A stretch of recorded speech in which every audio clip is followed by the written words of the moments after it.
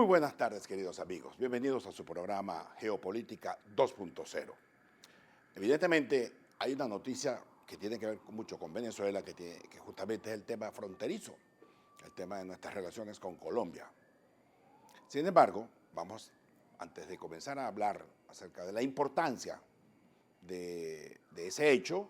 nosotros justamente para alimentar un poco la explicación, debemos afincarnos o recurrir a la historia, la cual nos nutre de alguna manera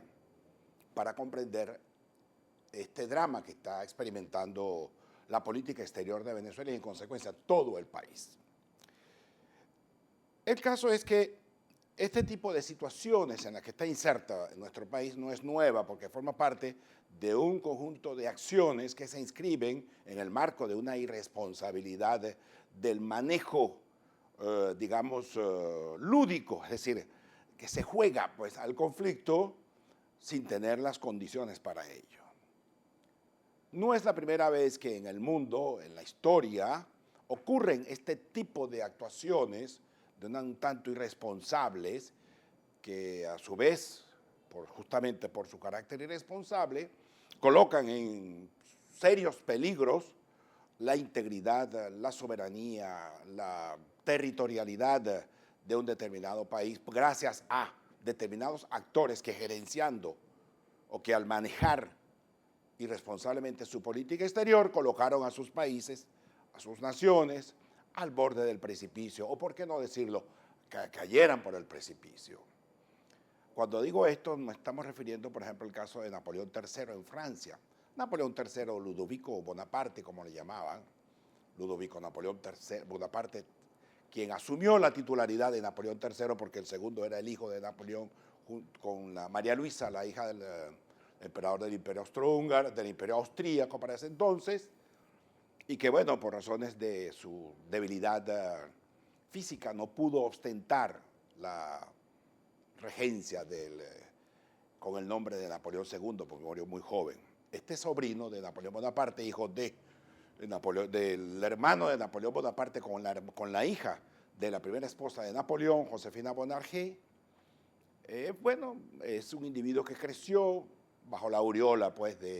bajo la sombra de la figura de Napoleón III, Napoleón I, Napoleón el Grande, como le llamara Víctor Hugo, en tanto que este Napoleón III, a pesar de que era un poco más alto, lo llamaba Napoleón el Pequeño. Y quizá Marx también fue otro gran emblemático que juzgó la figura de Napoleón III como el hombre que, heredando la gloria de su tío, cabalgó y desencadenó y cayó, pues, en una tragedia. Es decir, vivimos de una tragedia a una farsa, como diría Napoleón Bonaparte. Napoleón Bonaparte fue una tragedia y su sobrino Napoleón III fue una farsa. ¿Qué queremos decir con esto? Napoleón III o Ludovico Bonaparte llegó al poder por la vía democrática, ganó las elecciones, nimbado pues con esa aureola de ser el sobrino, el representante del bonapartismo en Francia. Recuérdese que Napoleón Bonaparte fue una figura que marcó con su impronta una buena parte de la historia francesa. Bueno, gracias a Napoleón, Francia alcanzó la gloria como potencia militar. Sin embargo, Napoleón Bonaparte fue un hombre inteligente que se supo manejar, a pesar de que era un hombre que manejaba muy bien los conflictos, pero se supo manejar, construyó un Estado, llevó más adelante con los cañones, con sus caballos y con la pólvora los ideales de la igualdad, la fraternidad y el emblema pues, de la fraternidad, la igualdad y de los emblemas de la Revolución Francesa, la llevó un poco más adelante. Cosa que, por cierto, generó muchas dudas o mucha resquemor en toda Europa. Napoleón Bonaparte fue un hombre grande, fue un hombre estudioso de las matemáticas, se rodeó de los individuos más brillantes de la realidad francesa, matemáticos, físicos, químicos, estadistas, hombres conocedores de su oficio, no parlachines, no individuos que repetían como papagayos o como loros todo lo que dijera Napoleón Bonaparte. Pues bien, el caso es que esa impronta que dejó Napoleón Bonaparte, Napoleón el Grande, o la gran tragedia, como lo dijera Marx, marcó su impronta a Francia y su sobrino, Napoleón III, el jefe del bonapartismo, se vendió y adquirió una notoriedad en Francia, dirigiendo pues los destinos de Francia, convirtiendo a Francia en el segundo gran imperio. El caso es que Napoleón III, como le llamaban, en sus desvaríos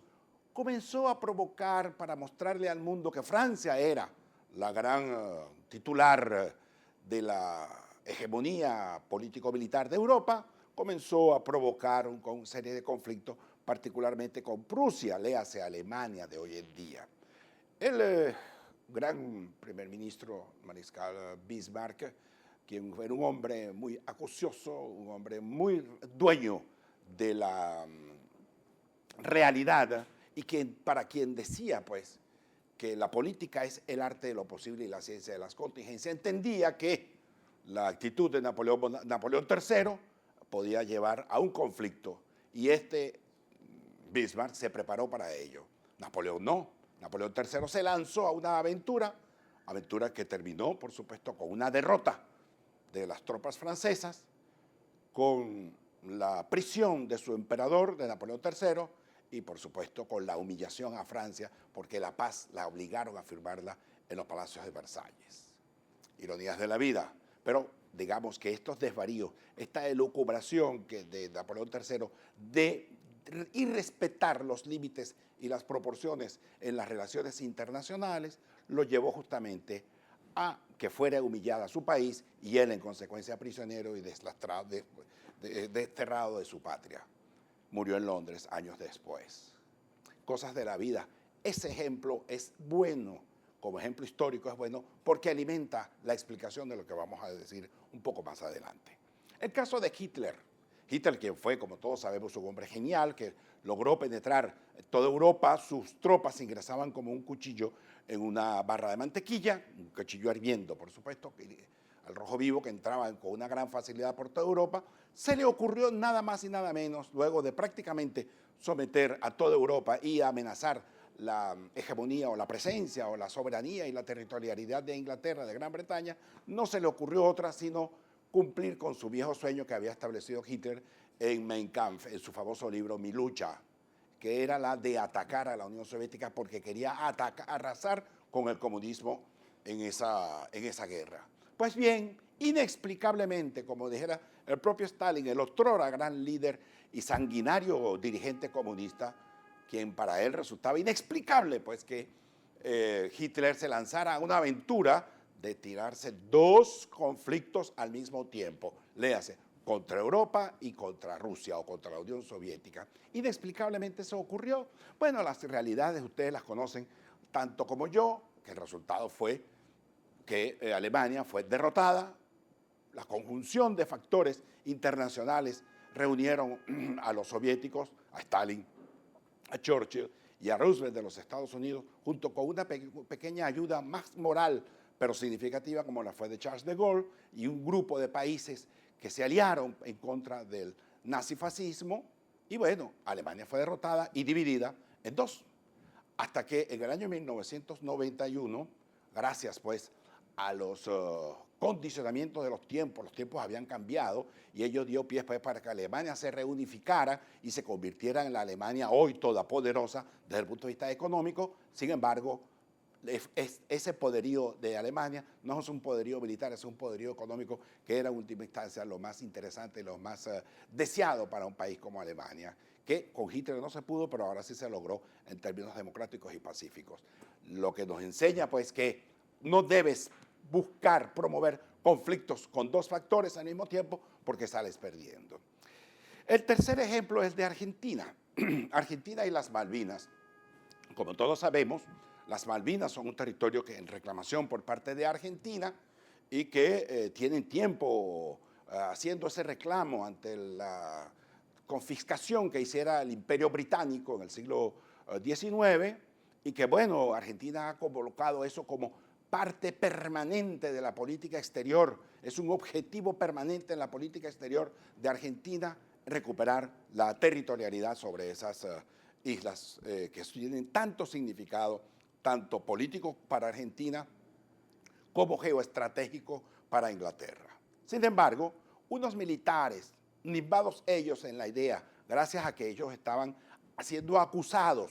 de provocar la violación a los derechos humanos de muchos ciudadanos argentinos, ellos decidieron borrar o pretendieron borrar con una acción descabellada e irresponsable de invadir las Malvinas, dizque para recuperar lo que durante muchos años no se pudo por la vía democrática, por la vía pacífica o por la vía diplomática. Sin embargo, estos militares decidieron una aventura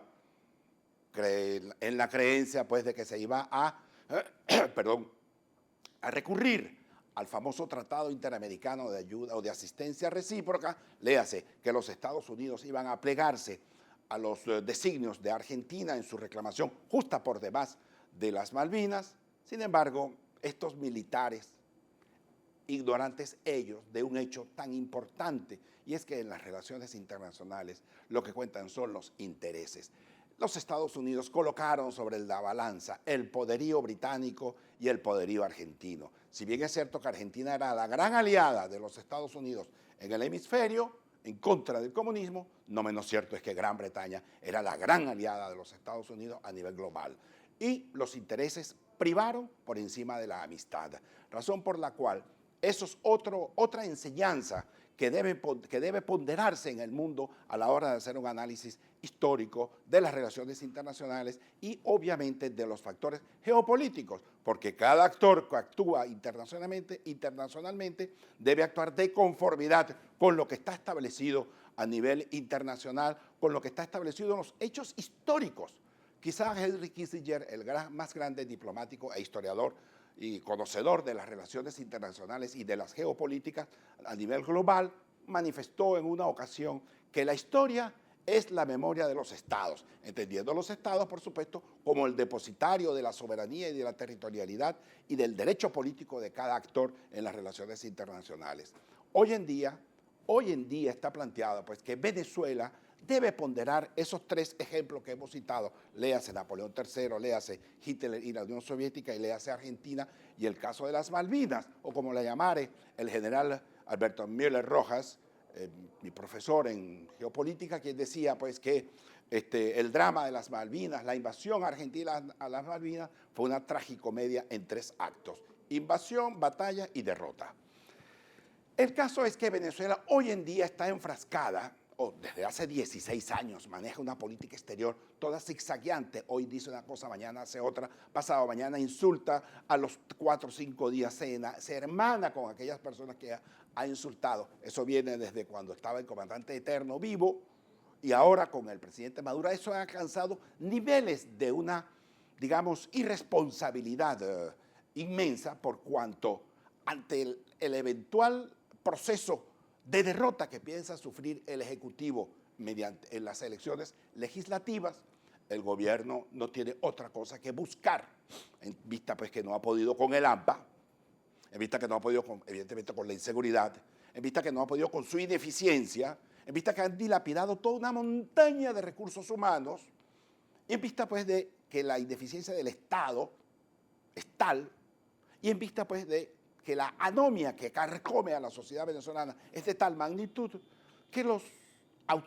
inquilinos de Miraflores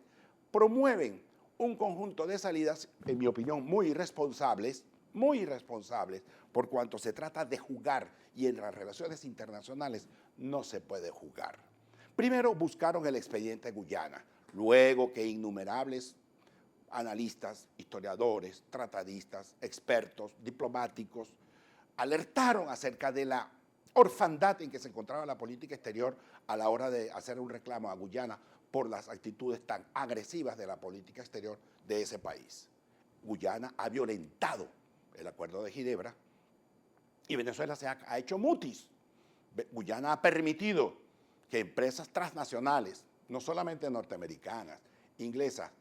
chinas y de otros países, chinas, donde justamente está en estos momentos el presidente, acaba de estar el presidente firmando una serie de acuerdos, China está presente en Guyana. Bueno, el caso es que Venezuela está ausente, no está presente en la reclamación y ha dejado hacer que Guyana vaya adelantando un conjunto de políticas sobre ese territorio que está en reclamación. Pues resulta que al darse cuenta, ¡eureka!, como dijera Arquímedes, he descubierto que hay una situación y encontraron a la Guyana como un pretexto para expandir una política agresiva de enfrentamiento a Guyana para vendérselo a la sociedad venezolana, según la cual ellos son los grandes patriotas que van a rescatar la Guyana Esequiba. Como el expediente no les resultó, el juego cayó, le salió mal, ellos buscaron uno, e incluso más peligroso, que es el de Colombia. Hoy en día Colombia está acusando a Venezuela prácticamente de violentar los derechos humanos de 1000 y tantos ciudadanos colombianos que estaban residenciados en la frontera, fueron maltratados, humillados, vejados por los cuerpos militares y policiales del gobierno bolivariano, mostrando una catadura que el venezolano no la tiene, como es la del irrespeto a los niños, a las mujeres embarazadas. Y yo voy a advertir una cosa que me suena puede que le suene un tanto difícil, un tanto duro. Yo primero, antes de ser venezolano, primero soy un ser humano. Y yo sí creo en la dignidad y en la territorialidad y en la defensa de nuestra soberanía, pero no sobre la base de humillar y de violentar los derechos humanos a esos mil y tantos colombianos, y que hoy en día para Venezuela es un problema, por cuanto Colombia le arrugó la cara e internacionalmente Venezuela está siendo muy mal vista a pesar del triunfo que obtuvo, o mejor dicho, a pesar de la derrota diplomática que sufriera Colombia justamente en el marco de la Organización de Estados Americanos. Perdón, sin embargo hay que llamar la atención. Venezuela no salió airosa porque fueron 11 votos que formaban parte del Petrocaribe que se abstuvieron. Fueron 11 votos entre los cuales estaba Brasil y estaba Argentina que no votaron por Venezuela. No votaron por Colombia, se abstuvieron, pero eso es significativo porque ya la solidaridad automática se agotó. Venezuela debe observar que en ese juego peligroso de enfrentamiento con Colombia puede salir perdiendo en el contexto latinoamericano y particularmente con los colombianos, porque los colombianos, en mi opinión, para ellos el juego no se ha cerrado todavía. Todavía el juego está abierto. Y en política es importante saber jugar con la ponderación y saber ser responsable con los tiempos. Colombia, personalmente, creo que no se va a quedar allí. Baste observar la expresión del propio representante venezolano ante la OEA, el, digamos, enigmático Roy Chatterton, social cristiano, hoy en día un comisario al servicio del régimen bolivariano, cuando dijo que los problemas con Colombia tenemos que arreglarlos en familia, bajo el tono, en tanto que Colombia lo aumentó cuando el presidente Santos acusó al presidente Maduro de irresponsable y de desmedido en sus expresiones en contra de Colombia y en contra de los dignatarios colombianos. Esta diplomacia no puede continuar, esta diplomacia de micrófono, de insultos, de improperio. 16 años tenemos insultando a todo el mundo. Hoy en día nos encontramos solos, huérfanos de apoyo. Todavía tenemos petróleo, por lo cual Venezuela fue a reclamarle, a mendigarle a China 5.000 millones, endeudando más al país. Las relaciones internacionales, hay que respetar la ponderación, los límites y las proporciones. Venezuela, con la situación frente a Colombia, se encuentra perdida. Lamentablemente, no tenemos en este momento nadie en el gobierno que sea capaz de recapacitar y reflexionar como para decirse y para decirle al presidente Maduro, por allí en los que van los tiros, presidente. Hay que volver a la senda de la diplomacia, no la de micrófono, sino la verdadera diplomacia, pero lamentablemente al frente del Ministerio de Relaciones Exteriores no están diplomáticos, sino individuos peliones, parecieran que son individuos miembros de una gallera en la que se apuestan cuál es el gallo que gana. Bien, mis queridos amigos, hasta una próxima oportunidad en la que tomaremos en cuenta un tema para nutrir pues, nuestro programa Geopolítica 2.0. Muy buenas tardes.